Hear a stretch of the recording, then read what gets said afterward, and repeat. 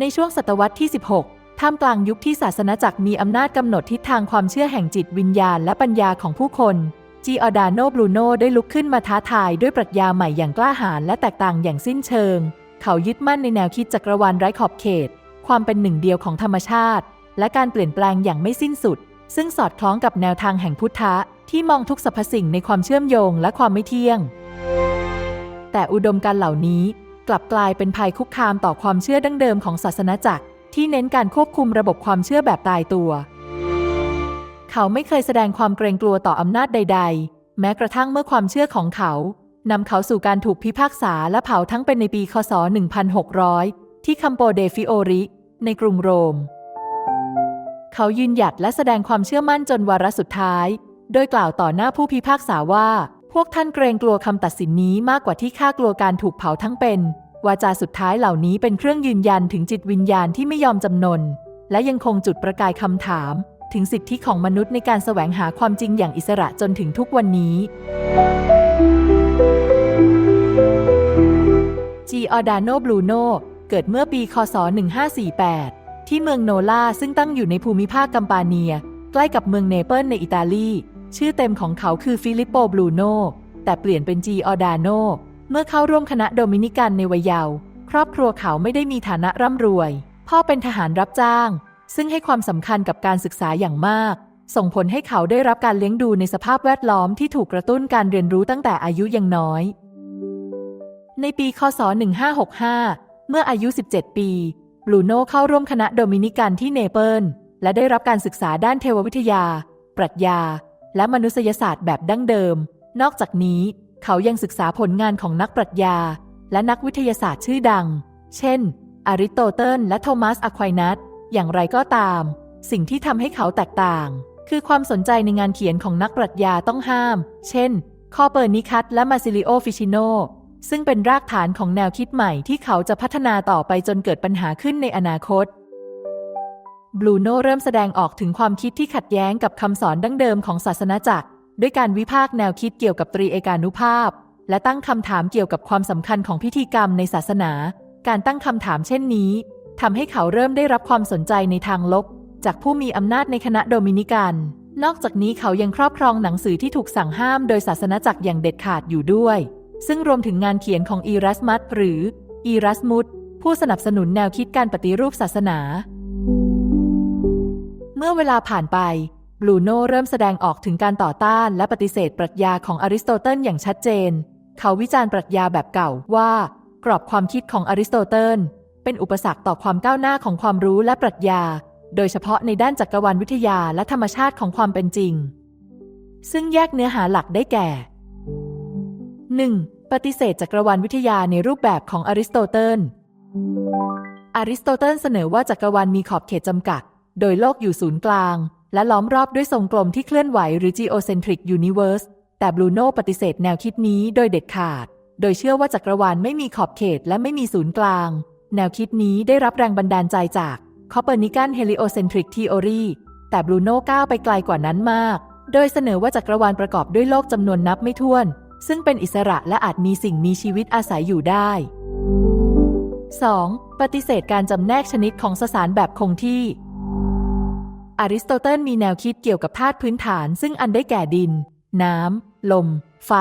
และมุมมองที่ว่าสสารถูกจัดระเบียบในรูปแบบที่คงที่เขาค้านและปฏิเสธแนวคิดนี้โดยมองว่าสสารและพลังงานในจักรวาลมีการเปลี่ยนแปลงอย่างต่อเนื่องและสามารถเชื่อมโยงกันได้อย่างไร้ขีดจำกัดแนวคิดนี้สนับสนุนความเข้าใจเกี่ยวกับธรรมชาติที่มีพลวัตและไม่จำกัดรูปแบบ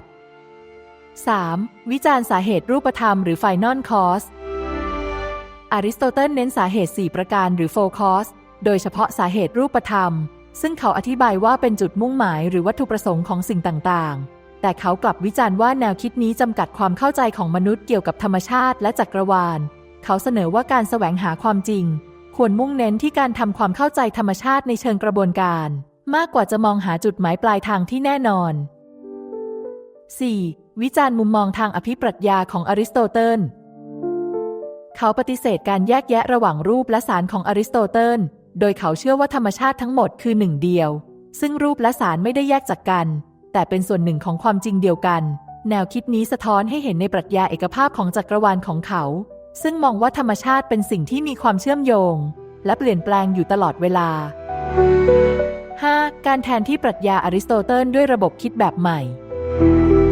บรูโน่แทนที่แนวคิดแบบอริสโตเติลด้วยปรัชญาที่เน้นความไม่มีที่สิ้นสุดรวมถึงแนวคิดว่าจิตวิญญาณไม่สูญสลายไปเมื่อสิ้นชีวิตสื่อถึงแนวคิดการเปลี่ยนผ่านของจิตวิญญาณระหว่างร่างที่แตกต่างกันซึ่งตีความได้ว่าเขาเชื่อในความต่อเนื่องในการเกิดใหม่ในร่างใหม่ของจิตวิญญาณดวงเดิมถึงแม้แนวคิดนี้ไม่ใช่การเวียนว่ายตายเกิดในเชิงศาสนาพุทธที่มีเป้าหมายเพื่อการหลุดพ้นก็ตามเขาผสมผสานแนวคิดนีโอเพลโตนิซึมและเฮอร์เมสติซิซึมเข้าในปรัชญาของเขาด้วยเพื่อสร้างกรอบความคิดที่เปิดกว้างต่อความเป็นไปได้ใหม่ๆและในปี 1576 บรูโน่ตัดสินใจละทิ้งคณะโดมินิกันและเริ่มต้นชีวิตแห่งการเดินทางที่ยาวนานเพื่อหลีกเลี่ยงการถูกกล่าวหาในข้อหานอกรีดเขาเริ่มต้นการเดินทางนี้ด้วยการเปลี่ยนชื่อและลี้ภัยไปยังกรุงโรมและในเวลาต่อมาได้ออกเดินทางไปยังหลายประเทศในยุโรปทั้งหมดนี้เพื่อหลีกเลี่ยงการถูกดำเนินคดีจากศาลศาสนาการลี้ภัยช่วงเวลาหลังจากออกจากคณะโดมินิกันบรูโน่เริ่มต้นชีวิตของนักเดินทางและนักคิดที่ไม่หยุดนิ่งเขาใช้เวลาส่วนใหญ่ในประเทศแถบยุโรปเช่นสวิตเซอร์แลนด์ฝรั่งเศสอังกฤษและเยอรมนีในการเขียนและเผยแพร่งานทางวิทยาศาสตร์ปรัชญาและศาสนาแนวคิดของเขาเริ่มพัฒนาอย่างเด่นชัดในช่วงนี้ในฝรั่งเศสบรูโน่เดินทางไปยังกรุงปารีสในปี 1581 ซึ่งเป็นช่วงที่ประเทศฝรั่งเศสกำลังฟื้นตัวจากสงครามศาสนาเขาได้รับการต้อนรับในฐานะนักวิชาการและได้รับตำแหน่งบรรยายที่กอนแลเดอฟรองความรู้ด้านปรัชญาและศาสตร์แห่งความจำของเขาได้รับการยอมรับอย่างกว้างขวางเขาเขียนผลงานสำคัญและเผยแพร่แนวคิดเชิงปรัชญาที่เริ่มเน้นเรื่องจักรวาลไร้ขอบเขตบรูโน่เดินทางมายังลอนดอนในปี 1583 และใช้เวลาอยู่ที่นี่ราว2 ปีครึ่งในช่วงเวลานี้เขาได้พบปะกับบุคคลสำคัญในวงการวิทยาศาสตร์และปรัชญาของอังกฤษรวมถึงได้รับการสนับสนุนจากผู้มีอำนาจบางคนเช่นเอกอัครราชทูตฝรั่งเศสในอังกฤษผลงานสำคัญของเขาในช่วงนี้เขาได้เน้นการนำเสนอแนวคิดเกี่ยวกับจักรวาลไร้ขอบเขตและปฏิเสธความเชื่อที่ว่าโลกเป็นจุดศูนย์กลางของจักรวาล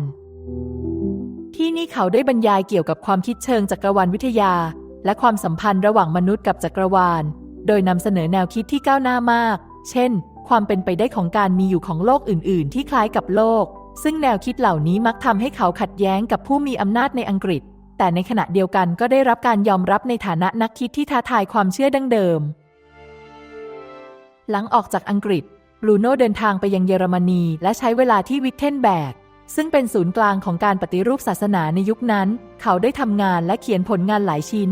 ซึ่งนำเสนอแสดงถึงแนวคิดทางปรัชญาและวิทยาศาสตร์ที่ลึกซึ้งมากขึ้นนอกจากนี้เขายังเดินทางไปยังปรากและสวิตเซอร์แลนด์เพื่อสอนและเผยแพร่แนวคิดของเขาต่อไปแนวคิดปรัชญาและวิทยาศาสตร์ของบรูโน่มีความล้ำยุคอย่างมากณขณะนั้นเช่นเนื้อหาหลักเกี่ยวกับจักรวาลวิทยาหนึ่งในแนวคิดที่สำคัญที่สุดของจิออร์ดาโน บรูโน่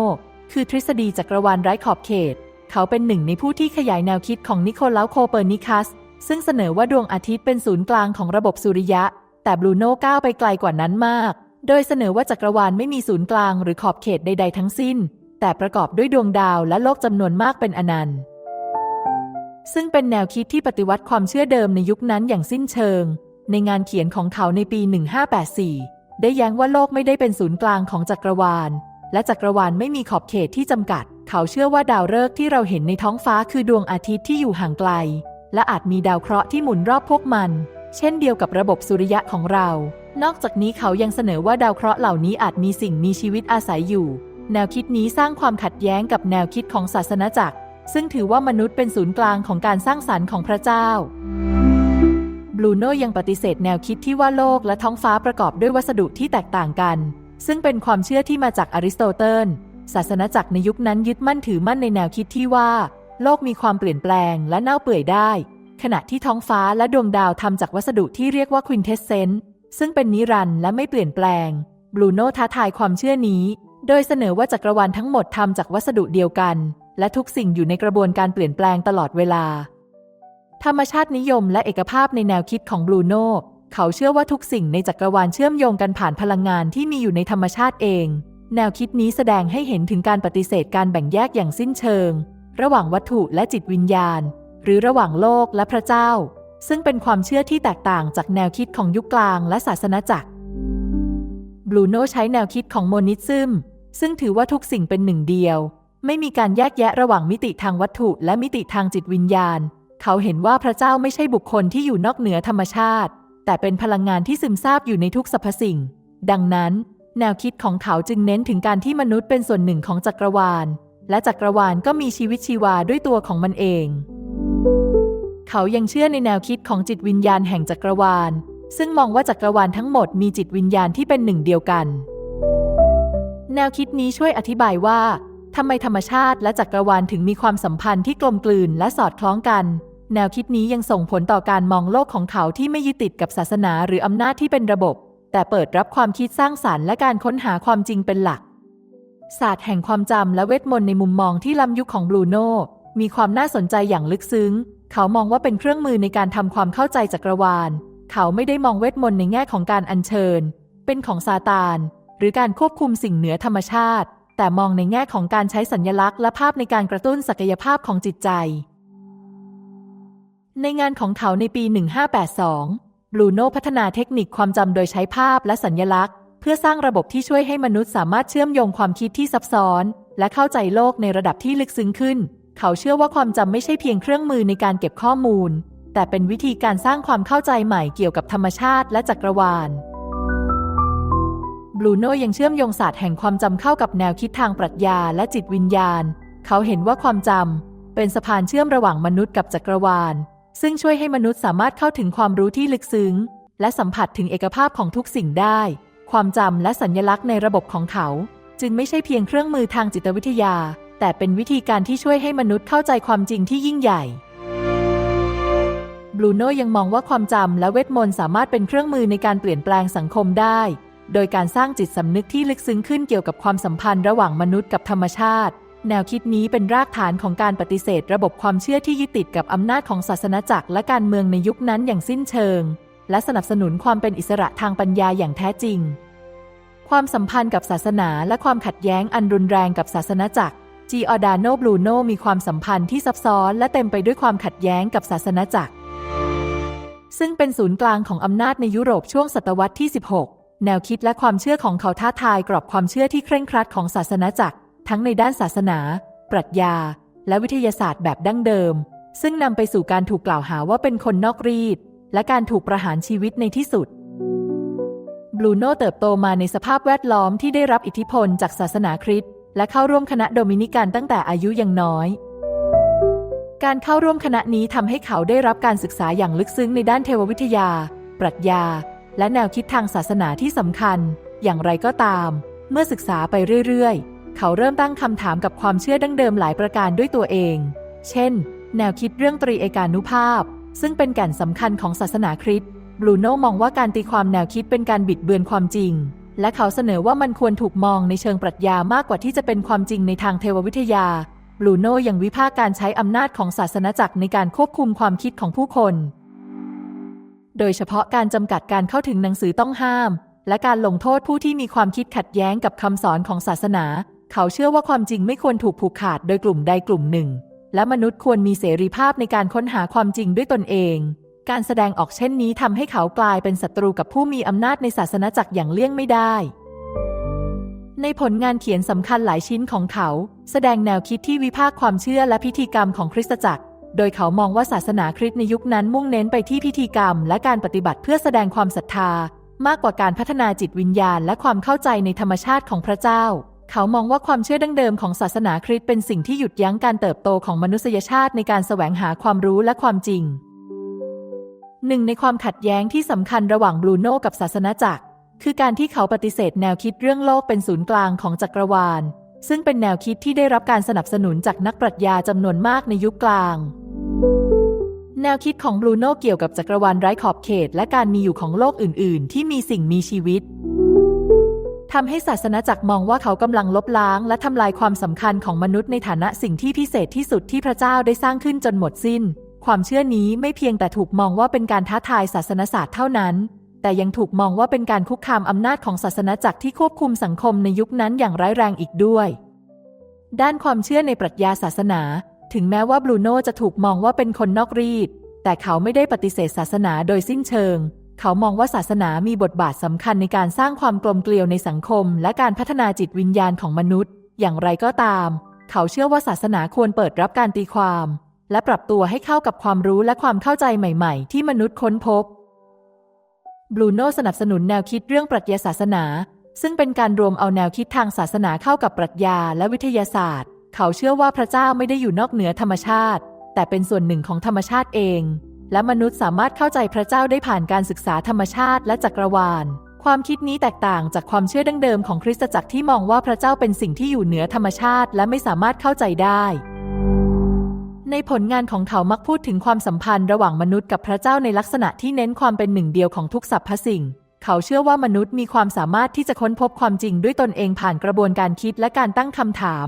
ดังนั้นเขาจึงวิพากษ์แนวคิดที่ว่ามนุษย์ต้องพึ่งศาสนาจักรเพื่อเข้าถึงพระเจ้าความคิดนี้นำไปสู่การที่เขาถูกมองว่าเป็นภัยคุกคามต่อศาสนาจักรเพราะมันส่งเสริมแนวคิดเรื่องเสรีภาพทางปัญญา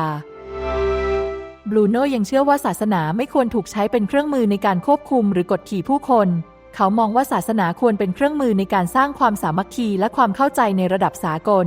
แทนที่จะเป็นสาเหตุของความขัดแย้งและสงครามตัวอย่างเช่นในยุคที่เขามีชีวิตอยู่ยุโรปกำลังเผชิญกับสงครามศาสนาอันยาวนานระหว่างนิกายโปรเตสแตนต์และคาทอลิกบรูโน่สนับสนุนแนวคิดเรื่องการยอมรับความแตกต่างทางศาสนาและการอยู่ร่วมกันอย่างสันติแม้ว่าเขาจะวิพากษ์ศาสนาจักรในหลายประเด็นแต่เขายังคงเคารพในบทบาทของศาสนาในฐานะส่วนหนึ่งของวัฒนธรรมมนุษย์แนวคิดของบรูโน่เกี่ยวกับศาสนามีความก้าวหน้าอย่างมากในยุคของเขาเรียกร้องให้มีการปรับปรุงแนวคิดทางศาสนาเพื่อให้สอดคล้องกับความรู้ใหม่ๆและการเปลี่ยนแปลงของโลกเขาเชื่อว่าศาสนาและวิทยาศาสตร์ไม่ควรเป็นศัตรูกันแต่ควรทำงานร่วมกันเพื่อสร้างความเข้าใจในธรรมชาติและจักรวาลความคิดเหล่านี้กลายเป็นรากฐานสำคัญของการพัฒนาปรัชญาศาสนาในยุคหลังและมีอิทธิพลต่อแนวคิดเสรีภาพทางศาสนาในยุคสมัยใหม่อย่างมากเหตุการณ์การจับกุมและการเสียชีวิตของบรูโน่ได้เริ่มขึ้นเมื่อปี 1591 เขาได้รับเชิญจากโจวานนีโมเชนิโกผู้มีอำนาจในเวนิสให้มาสอนความรู้ด้านปรัชญาและศาสตร์แห่งความจำที่บ้านของเขาแต่ในปี 1592 โมเชนิโกกลับแจ้งความต่อศาลศาสนาว่าบรูโน่มีแนวคิดนอกรีดและเป็นภัยต่อศาสนากำลังเผยแพร่แนวคิดที่ขัดแย้งกับคริสตศาสนาทำให้บรูโน่ถูกจับกุมในที่สุดบรูโน่ถูกนำตัวขึ้นศาลของศาสนาจักรในกรุงเวนิสและต่อมาในกรุงโรมการพิจารณาคดีของเขากินเวลานานถึง 8 ปีซึ่งระหว่างนั้นเขาถูกสอบสวนอย่างหนักเกี่ยวกับแนวคิดของเขาเช่นความเชื่อในจักรวาลไร้ขอบเขตการปฏิเสธตรีเอกานุภาพและการสนับสนุนความคิดที่ว่ามนุษย์ควรค้นหาความจริงด้วยตนเองศาลศาสนามองว่าแนวคิดของบรูโน่เป็นภัยต่อศาสนาจักรเนื่องจากเขาปฏิเสธที่จะยอมรับข้อกล่าวหาว่านอกรีดและไม่ยอมเปลี่ยนความเชื่อของตนเองสุดท้ายเขาถูกตัดสินประหารชีวิตด้วยการเผาทั้งเป็นในวันที่ 17 กุมภาพันธ์ ปี ค.ศ. 1600 ที่คัมโปเดฟิโอรีณ กรุงโรมคำพูดสุดท้ายของเขาที่มีการบันทึกคือการกล่าวต่อศาลว่าท่านกลัวคำพิพากษานี้มากกว่าที่ข้ากลัวมันแสดงถึงความกล้าหาญและความยึดมั่นในอุดมการณ์ของเขาการเสียชีวิตของจิออร์ดาโน บรูโน่เป็นเหตุการณ์ที่ส่งผลกระทบต่อวงการปรัชญาและวิทยาศาสตร์ในยุคนั้นอย่างลึกซึ้งแม้ว่าเขาจะถูกประหารชีวิตแต่แนวคิดและความเชื่อของเขายังคงสืบทอดต่อมาและกลายเป็นรากฐานสำคัญของปรัชญาสมัยใหม่บรูโน่ได้รับการยกย่องในฐานะสัญลักษณ์ของเสรีภาพทางความคิดและการต่อสู้เพื่อความจริงในโลกยุคใหม่จิออร์ดาโน บรูโน่ถือเป็นบุคคลสำคัญที่ช่วยขับเคลื่อนการเปลี่ยนผ่านความคิดในยุคเรเนซองส์ซึ่งเป็นช่วงเวลาที่ปรัชญาและวิทยาศาสตร์เริ่มแยกตัวออกจากกรอบของศาสนาจักรแนวคิดของเขาเกี่ยวกับจักรวาลไร้ขอบเขตและความสำคัญของการใช้เหตุผลส่วนบุคคลได้ส่งผลให้เกิดการตั้งคำถามต่อความเชื่อดั้งเดิมและการเปิดพื้นที่สำหรับความคิดสร้างสรรค์บรูโน่เป็นตัวแทนของนักคิดที่เชื่อในพลังของเสรีภาพทางปัญญาเขามองว่ามนุษย์ควรมีอิสระในการค้นหาความจริงโดยไม่ต้องถูกควบคุมโดยศาสนาจักรหรืออำนาจทางการเมืองแนวคิดนี้กลายเป็นแรงบันดาลใจให้กับการปฏิรูปศาสนาและการเคลื่อนไหวเพื่อเสรีภาพทางความคิดในยุคหลังแม้ว่าการเสียชีวิตของเขาจะเป็นเหตุการณ์ที่สะเทือนใจแต่ แต่ก็เป็นจุดเริ่มต้นของการยอมรับว่าเสรีภาพทางความคิดเป็นสิ่งสำคัญสำหรับความก้าวหน้าของมนุษยชาติในยุคเรเนซองส์แนวคิดเรื่องจักรวาลไร้ขอบเขตของบรูโน่มีผลกระทบสำคัญต่อวงการวิทยาศาสตร์โดยเฉพาะอย่างยิ่งแนวคิดนี้สร้างแรงบันดาลใจให้นักวิทยาศาสตร์ในยุคต่อมาเช่นกาลิเลโอกาลิเลอิและโจฮันเนสเคปเลอร์ในการพัฒนาทฤษฎีที่สนับสนุนมุมมองทางดาราศาสตร์แบบใหม่ในด้านปรัชญาบรูโน่มีอิทธิพลต่อการเปลี่ยนแปลงแนวคิดเกี่ยวกับสถานะของมนุษย์ในจักรวาลจากการที่มนุษย์เคยถูกมองว่าเป็นศูนย์กลางของทุกสิ่งแนวคิดของเขาทำให้เกิดมุมมองที่ว่ามนุษย์เป็นเพียงส่วนหนึ่งของจักรวาลที่กว้างใหญ่และไร้ขอบเขตการเปลี่ยนมุมมองนี้ช่วยเปิดทางให้เกิดการพัฒนาแนวคิดเกี่ยวกับความเท่าเทียมและความหลากหลายในยุคสมัยใหม่มาจนถึงปัจจุบัน